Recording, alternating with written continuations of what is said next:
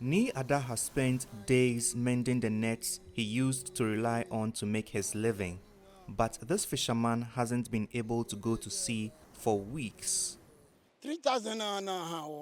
I don't have fuel to power the outboard motors on these canoes. At this beach, we get 3,000 gallons of fuel from the government monthly, but that's woefully inadequate to sustain our operations.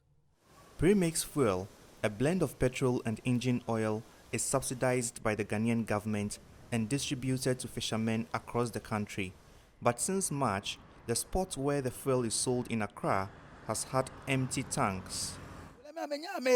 We cannot buy the petrol from the filling stations because it's more expensive than the premix fuel sold by the government. The fuel shortage is really affecting our trade.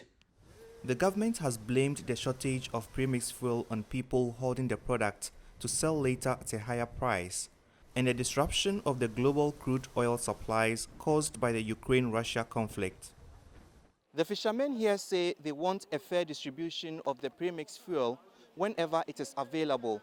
They believe that could deter people from hoarding the product.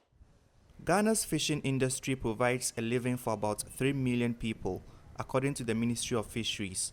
As the fuel shortage continues, the government says it has found a potential alternative product for fishermen to use.